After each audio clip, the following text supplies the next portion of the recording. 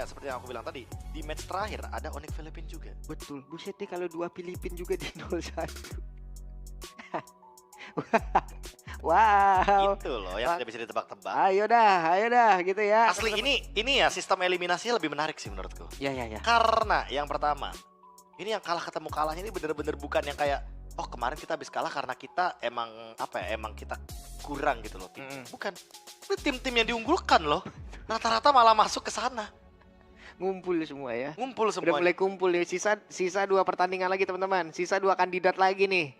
Antara KBG, RRQ Hoshi, Team Liquid ID, sama Fnatic Onyx PS. Waduh, siapa Dan lagi? lagi-lagi seperti biasa ya, tim Filipina itu adalah tim yang punya textbook play yang luar biasa, solid banget.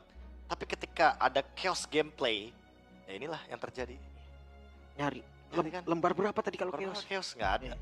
Chaos ya udah keberanian. Makanya kan dibilang sebenarnya gameplay dari RRQ Hoshi sama tim Liquid ID tinggal berfokus sama gimana caranya mengacaukan keseimbangan team fight aja.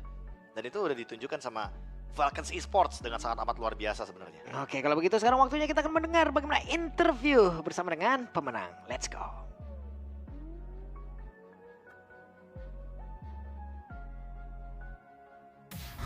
The first day of the Swiss round, back to back, jam-packed with surprises. And this is Falcon taking the win against Aurora Philippines. Now, I'm here with Dex. First of all, Dex, how are you? I'm fine. You're fine. How does it feel like winning the matchup against Aurora?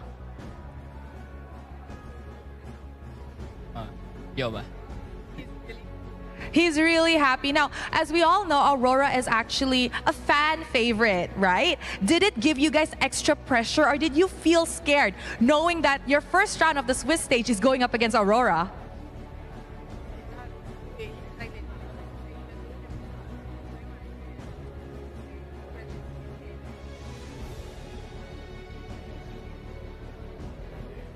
Aura တင်းကြီးရဲမှာအဲ့လိုမျိုးကောင်းနေတဲ့အတင်းနေတဲ့တတင်းမို့လို့ပေါ့နော်ကျွန်တော်တို့နေနဲ့ဟိုကမပုံပွဲမှာတည်းကစတွေ့ရဆိုတော့ဆော့ရမယ်ဆိုတော့ထိတ်လို့ရှာပါ It's the so seeing Aurora is one of the really good teams out of all. So to be meeting them for the very first time, they were excited. Okay, now I agree with that. Aurora is a powerhouse, especially coming from the Philippines. But since you said you're excited meeting up Aurora, how did you guys actually prepare? What preparations did you guys go through?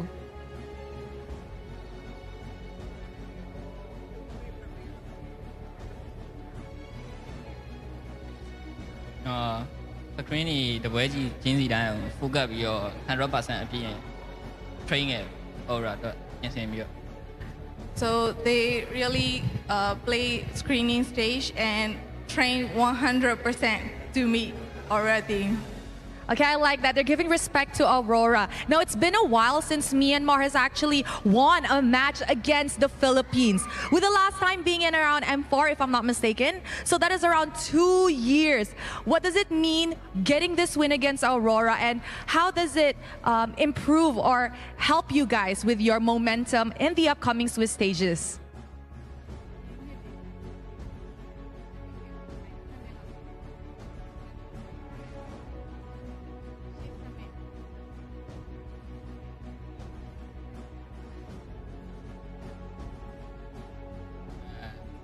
She's a man, I'm way to have the tournament to cool on General Yamago Zavio in a Gongzong ne Gongzong to that over me.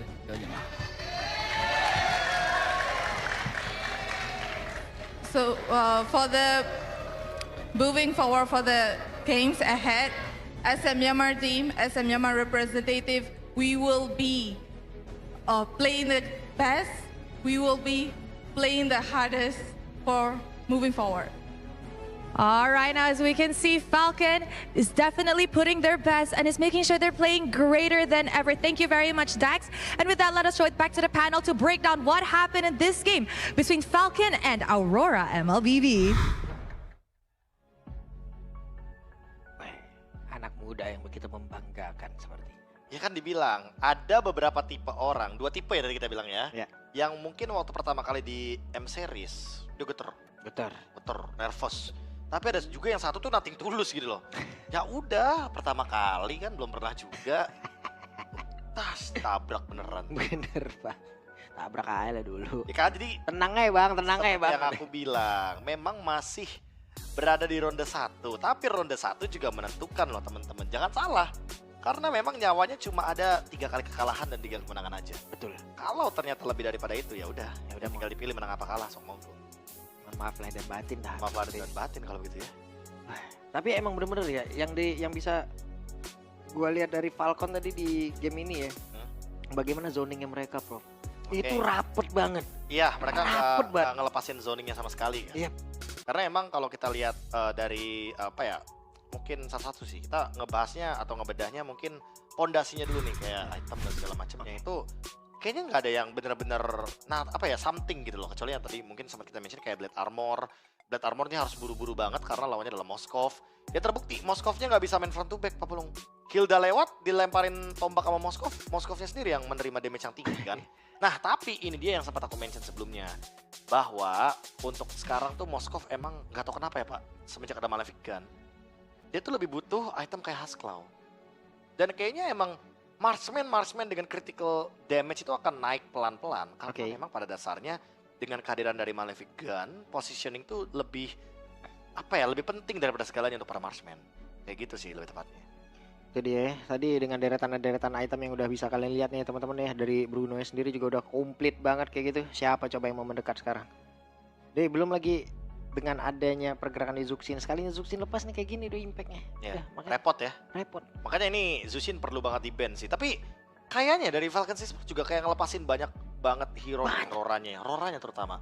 Rora ngelepasin Bruno, ngelepasin Zuxin juga, Hilda juga yang sekarang lagi naik banget, dan Hylos. Jadi kayaknya ada 4 hero yang benar-benar ngerepotin loh buat Rora padahal. Ya. 2 pick pertama mereka tadi adalah Suyu dan juga Gatot kan ya. Iya. Itu pilihan pertama mereka. Pilihan pertama mereka. Tapi ya lagi-lagi sih kayak walaupun mereka ambil Suyo di atas, tapi Suyonya juga nggak punya impact yang maksimum. Karena pada dasarnya ketika ada perebutan objektif dan Suyo nggak dapetin perfect circle, yang ada Suyonya jadi nggak bisa work 100% Pak Fulung. Karena emang di sini ketika tadi Domeng udah sempat menggunakan Sphere of Destruction, terus apalagi ketika Demon Kite-nya ternyata tidak bisa nge-follow up bagaimana perebutan objektif, berarti kita bisa simpulkan bahwa memang perebutan Lord tadi ya, pencurian Lord yang pertama tadi emang benar-benar keberuntungan dari Domeng. Yap. Timing dari Domeng yang pas aja. Dan karena kalau enggak ya Demon Kite bakal ambil alih itu, tapi Demon Kite terbukti nggak bisa gitu loh. Sulit. Nge-skip Hildanya dia nggak bisa. Ya. Nge-skip Hylos apalagi tuh. Mau tidak mau ya tadi itu tadi satu momen ya dari jauh itu doang. Tapi untuk bisa menembus itu secara langsung ataupun secara fisikal mendekat itu nggak bisa bro. Secara ini ya, secara bisa dibilang kayak sistemnya dia untuk bisa langsung nembusi Hilda dan Hylos ya nggak ada. Karena di sini permasalahan utamanya juga Suyo kan tipikal hero yang dia fighter sebenarnya. Dia tipikal hero yang nge-fight front to back. Jadi kalau misalkan dia ketemu sama Hylos yang full HP-nya begitu luas atau bahkan Hilda, aku emang nggak ngelihat sih ada celah sedikit pun untuk teman-teman dari Rora tuh bisa main selain bermain dengan front to back gitu loh. Berharap kepada Yue yang bisa nangkep, terus berharap kepada Renegade juga. Apalagi pick Renegade dengan Guinevere dibandingkan dengan tadi yang sempat kita mention Tigreal ya, untuk bermain front to back untuk bisa menghentikan lini depannya. Karena kalau Tigreal itu masih ada combo loh, seenggaknya Tigreal dan Auroranya masih bisa bermain. Yap. Dan MVP akan jatuh ke tangan siapa nih kira-kira nih ya? MVP kayaknya bakal ini lebih berimbang lagi nih kalau kita ngelihat dari statistik ini aja nih. Dex. Kayaknya Dex harusnya. Dex kah? Oh, Dex Heaven malahan. Wow, Zushin. Yang gak diduga-duga mungkin ya, apa gara-gara tadi yang pertama menangkap ke arah dari Moskovnya Domeng. Oh iya. Knows ya, karena ada Sky Pierce juga kan. Dan Wind of Nature itu kan gak menutup bagaimana damage dari Sky Pierce ketika tiba-tiba damage-nya masuk, terus ada Glowing One, ada Wishing Lantern juga, jadi damage-nya cukup gitu loh. Inilah efek dari Zuxin dilepaskan ya. Jujur, aku pribadi tidak merekomendasikan untuk Zuxin dilepaskan, Bruno dilepaskan, apalagi buat teman-teman yang mau nge-rank ntar malam ya. Ya. Karena 2 hero ini emang tipikal hero yang cukup meresahkan gitu loh. Ya wes, kalau begitu ini dia teman-teman ya, kita lihat bagaimana dari MVP highlight-nya. Ya, MVP highlight yang tentunya bisa teman-teman saksikan. Apalagi ketika kita melihat bagaimana permainan dari Aurora yang mengandalkan sekali Moskov sebagai salah satu yang bisa mengamankan pundi-pundi point kill, tapi nyatanya ternyata di sini malah kesulitan dari Moskovnya, dan memang perfect objektifnya sebenarnya udah hampir dipegang sama Aurora semenjak mereka membawakan Suyo. Hanya saja dari Turtle 2-1. Dari segi point kill, teman-teman bisa lihat zoning out yang diberikan dari Deadly Catch itu tidak menjawab sama sekali, dan Demon Kite benar-benar pure kalah objektif aja di sini, Pak Bro. Yep. Aku merasa kayak Demon Kite yang kita kenal dengan play objektif yang sangat on point-nya, bahkan perebutan dari Lord Dance beberapa kali diamankan oleh Aurora. Tapi untuk kali ini berbeda cerita karena ada PX7 dengan Zushin-nya. Susah banget loh. Kiri Hylos, kanan Hilda, udah tembok berjalan udah. Dan mereka nggak dari arah yang sama loh. Iya. Mereka dari targeting yang berbeda. Hylosnya emang bener-bener nutupin domeng aja. Yang penting gak ada yang bisa